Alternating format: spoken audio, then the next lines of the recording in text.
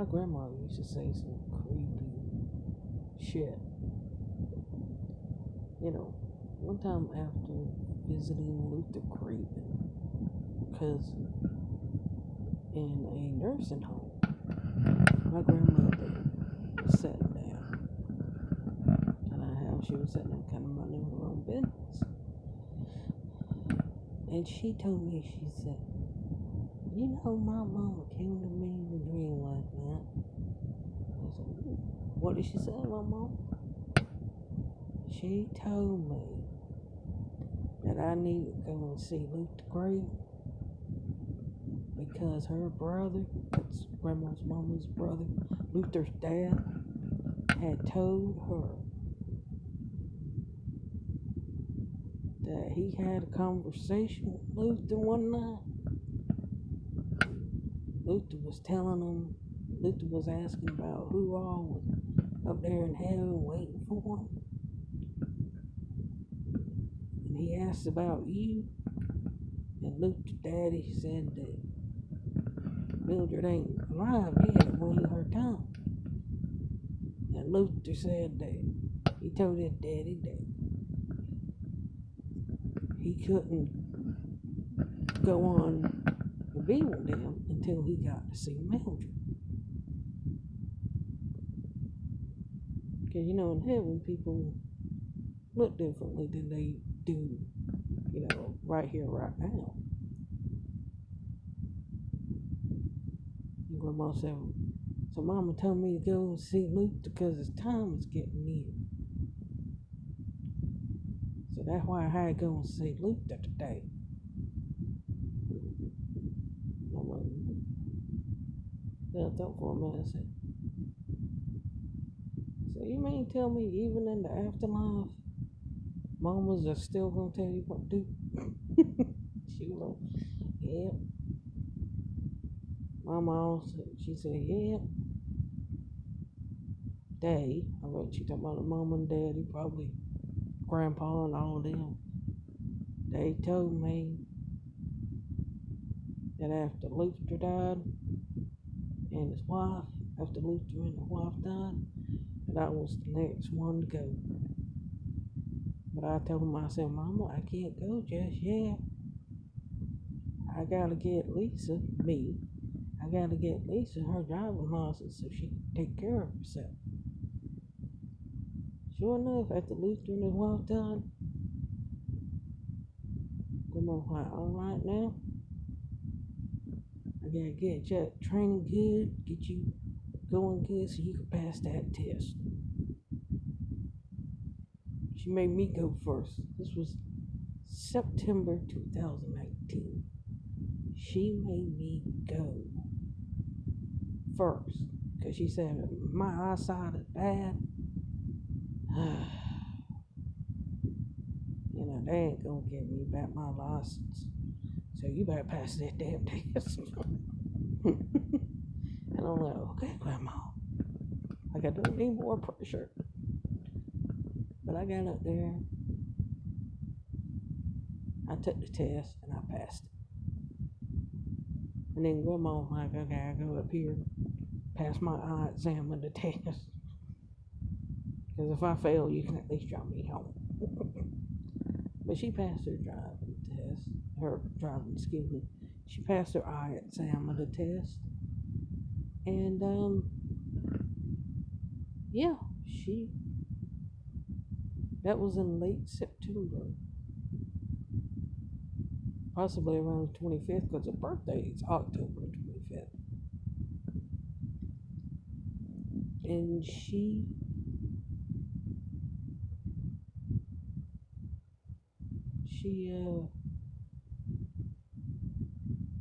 told me, I don't think it was that ride home, because I was stopped by my brothers after I got my license. I kept that kind of a little secret, wanted to surprise them.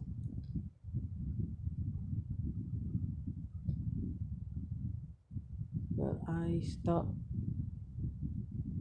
let's see, it was either on the ride home that day or the next day. We were leaving the parking lot, and I remember my grandma said, Well, you finally got your license. Don't tell mama tonight. Anytime the Lord's ready, I'm ready to go. No, wait.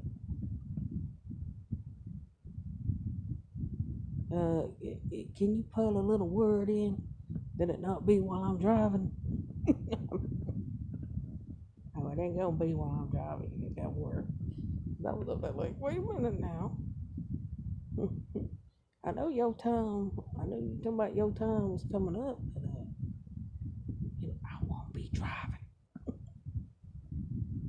because when's my time? When my time with you? It's like my time coming up. I was like,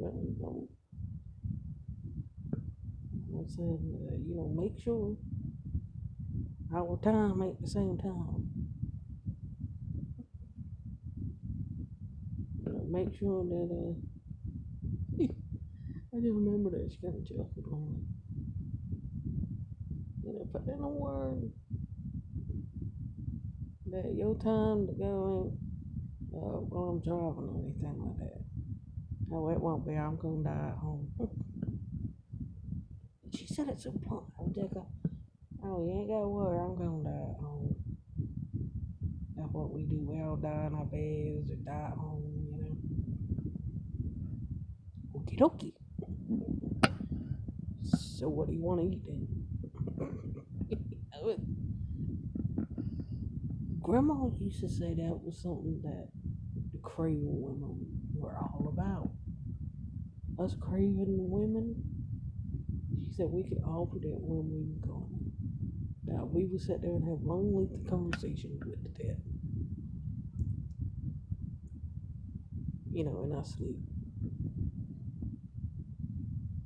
And so now when I see Grandma in my sleep, or Mama, mainly Grandma, I don't sit there and like yell at them, but at the same time I'm like, hold up. Is it my time? Are you coming to see me in my dreams to tell me that it's my time? She just look at me and then give me that scar face. That's a fine howdy doody. And she's just, she was saying, no, it ain't time. I don't know what I'm doing here.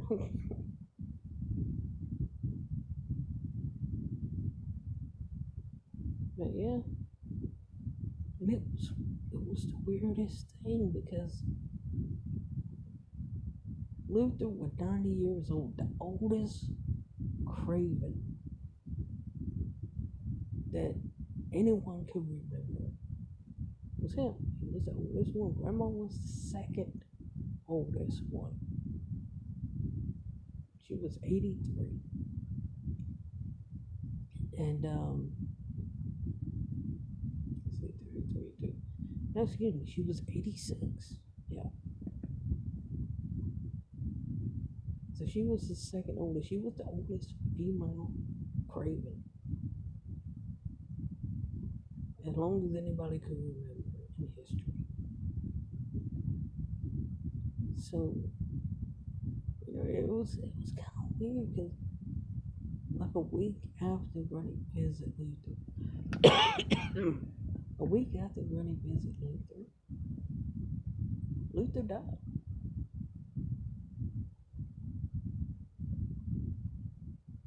And then maybe 2-3 weeks after that, Luther's wife died. She was in a nursing home too, but her memory was kind of faded. But yeah, and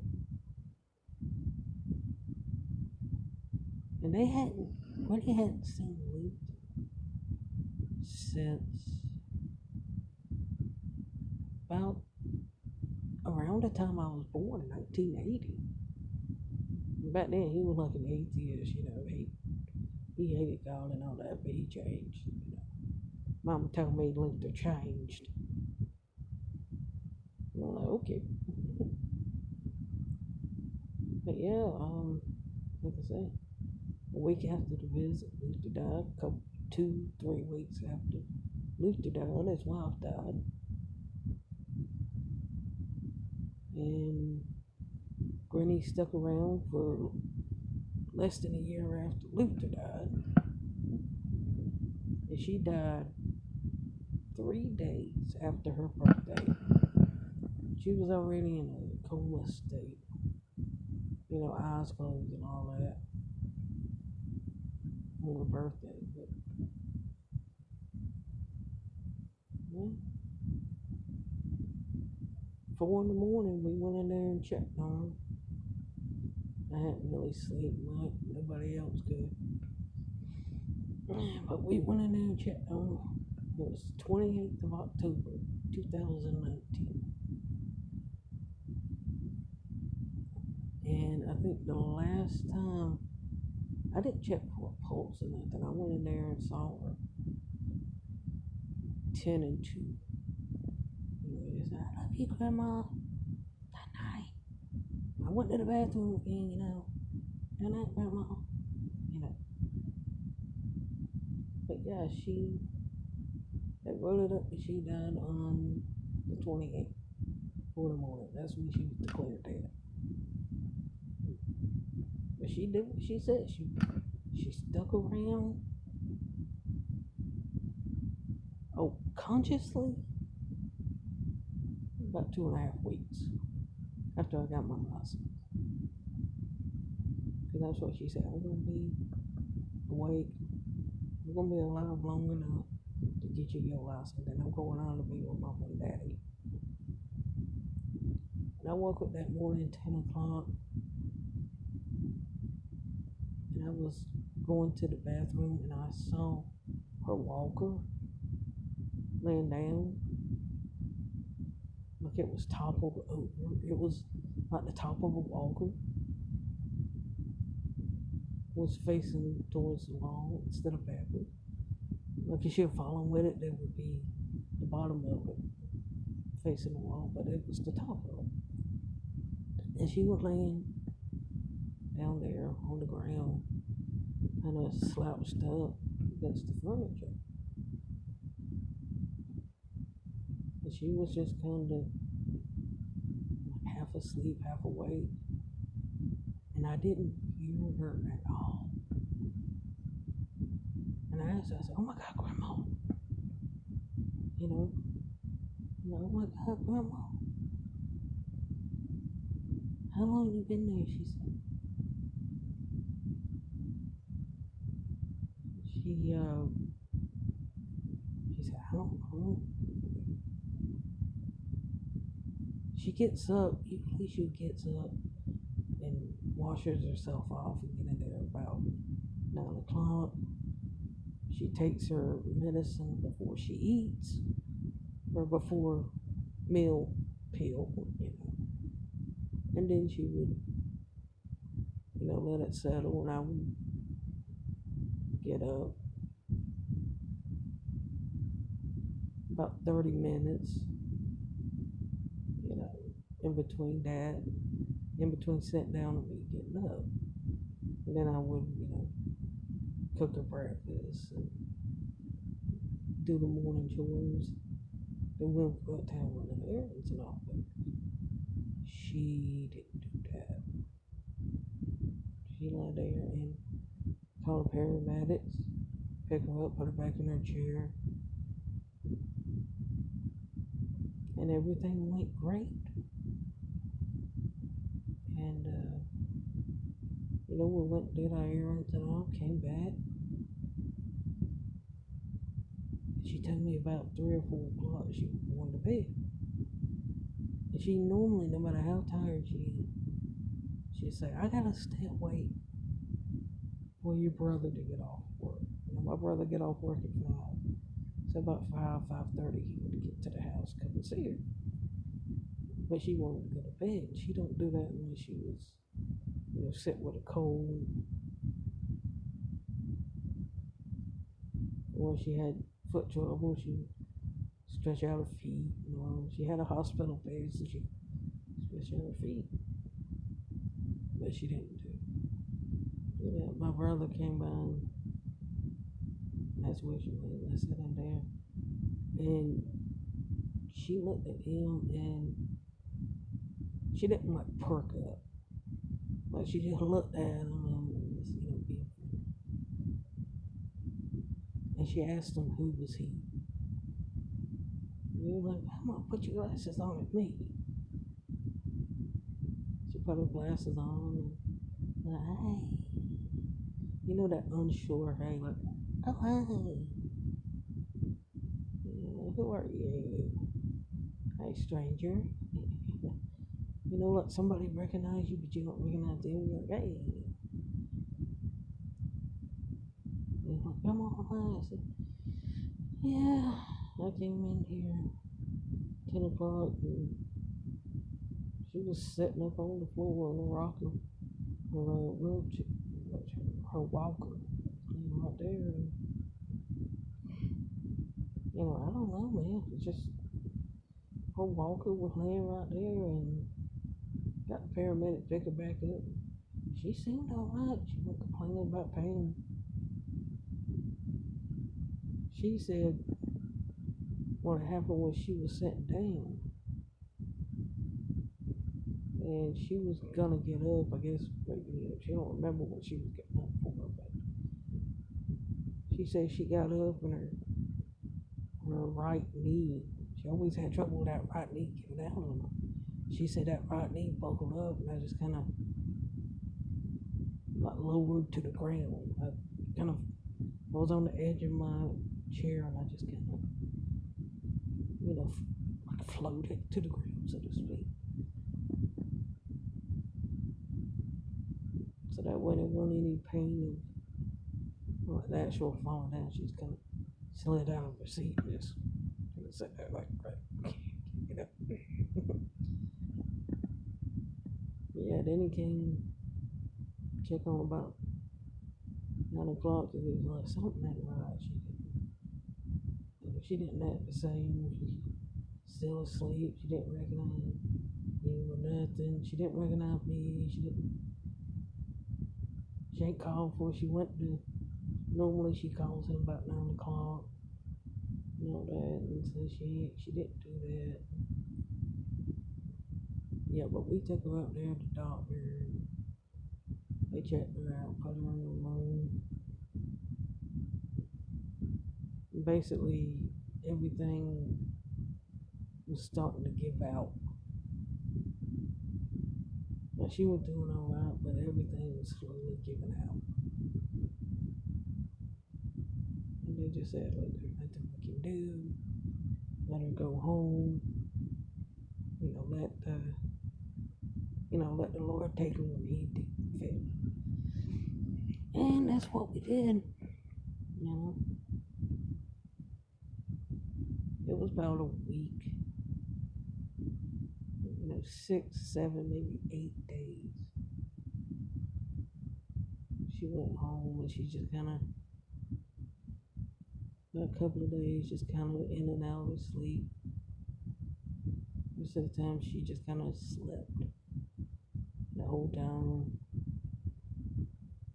I just give her medicine.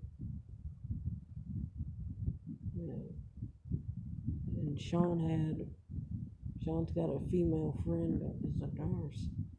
That way she could come by and do her little nursing checkup on her. Yeah, that's pretty much how it went.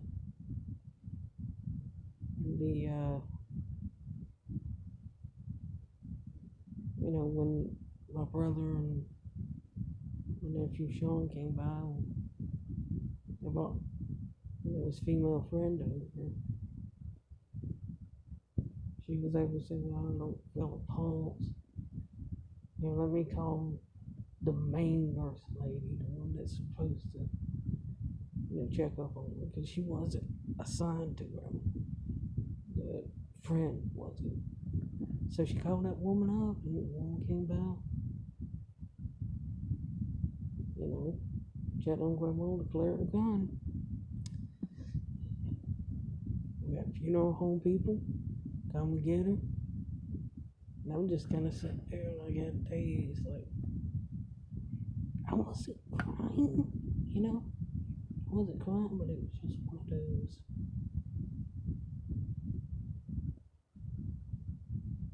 like in a daze. Well, okay, what do you do? You know, we all know grandma was going. There was nothing, there's nothing you can do when they're in that state. You know, I got the nurse to go in there and help her out. Cause you know she's a nurse. It's like there's so much. I just sat there and fed myself. Kind of felt guilty because I was like, yeah, I gotta eat, bathe. I'm not in another room. What am I doing? But yeah, I just did what I had to do.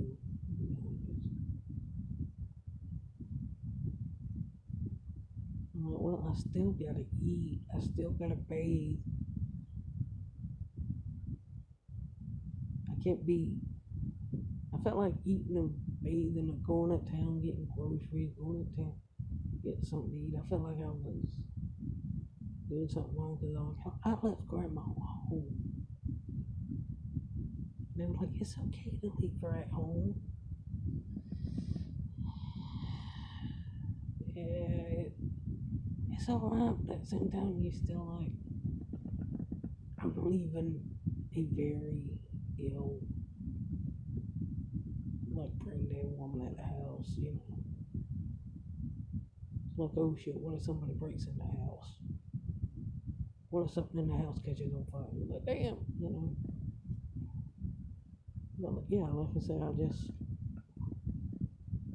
just went, oh my god, you know, I feel so bad. So it was like, all this was going on, and you're like, well, what do I do? I mean, I can't do nothing for her.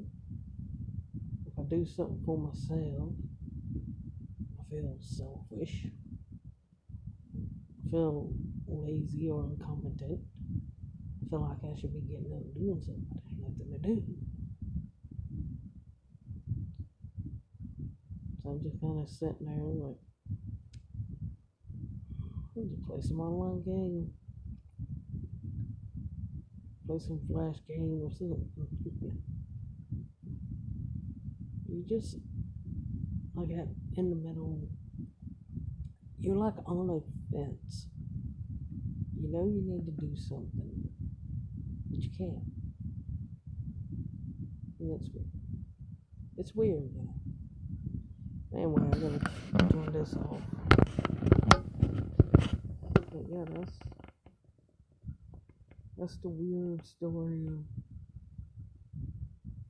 Grandma explaining when her time to go was and her, you know, actual time to go. So, bye bye everyone.